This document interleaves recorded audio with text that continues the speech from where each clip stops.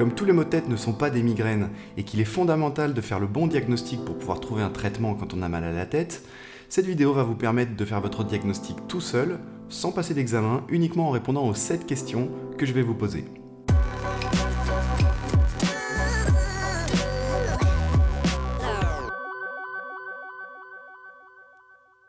Vincent Mellet pour répondre de manière claire et pratique aux questions qu'on peut se poser sur l'ostéopathie ou la santé en général. Aujourd'hui, on va parler d'une des choses qui gâche le quotidien de plusieurs milliards de personnes dans le monde chaque année, le mal de tête. Malheureusement, seulement 56% des spécialistes utilisent les bons critères diagnostiques.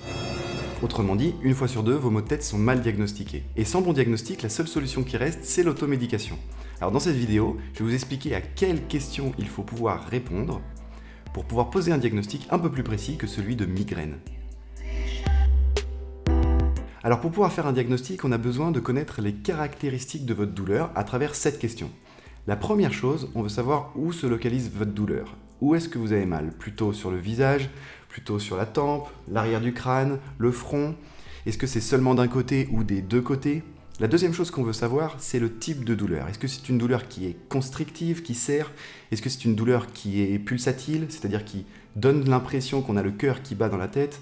Est-ce que c'est une douleur qui est intermittente, qui va, qui vient? Est-ce que c'est une douleur qui est constante? La troisième chose qu'on veut savoir, c'est combien de temps dure la douleur? Est-ce que c'est une douleur qui dure plusieurs minutes? Est-ce que c'est une douleur qui dure plusieurs heures? Est-ce que c'est une douleur qui dure plusieurs jours? Et la dernière chose qu'on veut savoir, c'est à quelle fréquence vous avez mal. Est-ce que vous avez mal une fois par semaine, une fois par mois, ou tous les dimanches? La cinquième chose qu'on veut savoir, c'est qu'est-ce qui peut provoquer ou soulager votre douleur, votre mal de crâne. Est-ce que c'est le stress? Est-ce que c'est le sport? Est-ce que ce sont les mouvements cervicaux, les courbatures, la fatigue, le manque de sommeil? Bref, chacun est différent, chacun a sa réponse. Sixième et avant-dernière question, depuis quand vous avez mal à la tête? Est-ce que vous avez mal à la tête depuis toujours? Est-ce que c'est arrivé suite à un événement particulier? Enfin, septième et dernière question, est-ce qu'il y a des signes qui sont associés en plus de la douleur, c'est-à-dire d'autres symptômes? Est-ce que vous pouvez avoir par exemple des nausées ou des vomissements, des fourmis dans les mains, des fourmis dans le visage, les yeux qui coulent, des courbatures, des douleurs dans le dos, des problèmes de douleur cervicale? Bref, est-ce qu'il y a des signes qui sont associés à la douleur? Maintenant qu'on a répondu à ces 7 questions, on a suffisamment d'indices pour pouvoir poser le diagnostic.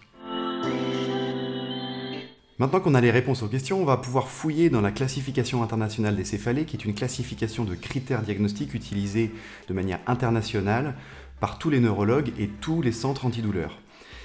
Cette classification fait 185 pages et regroupe les 13 grands types de maux de tête et les sous-types de maux de tête. Donc je la mets en description de la vidéo pour les plus curieux, mais nous aujourd'hui on va s'intéresser aux 4 types de maux de tête les plus fréquents.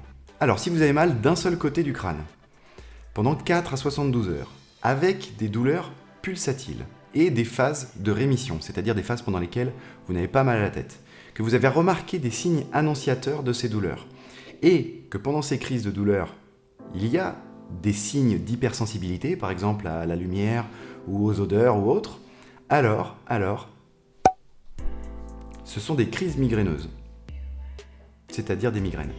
Ensuite, si vous avez mal des deux côtés de la tête, avec une douleur de type serrement, comme si vous aviez la tête dans un étau, que la douleur dure 1 à 15 jours par mois, et que cette douleur est accompagnée de douleurs cervicales, thoraciques, dorsales, musculaires, et qu'il n'y a pas de mouvement ou d'activité qui accentue la douleur, alors c'est une céphalée de tension.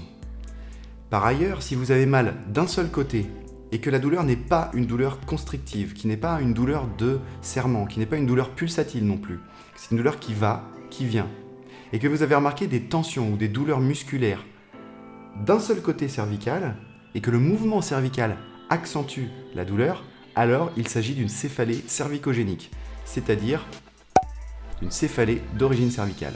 Enfin, si vous avez mal d'un seul côté, surtout localisé au niveau du visage, l'œil et la tempe, et que c'est une douleur qui dure 15 minutes à 3 heures par jour de manière insoutenable, et que cette douleur est accompagnée de sudation ou l'œil qui coule, alors il s'agit d'algie vasculaire de la face. Si j'ai choisi ces exemples, c'est déjà parce qu'ils ne nécessitent absolument pas d'aller passer des examens complémentaires. D'un point de vue médical, diagnostic, c'est totalement inutile. Ça peut vous rassurer, mais médicalement, c'est inutile. Ensuite, si vous avez eu des difficultés pour poser votre diagnostic, c'est peut-être que vous avez des céphalées mixtes, c'est-à-dire que vous avez des maux de tête Vous avez plusieurs types de maux de tête qui se chevauchent.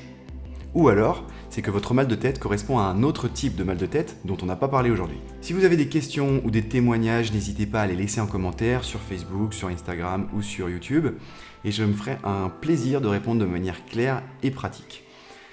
En attendant la prochaine vidéo, prenez bien soin de vous.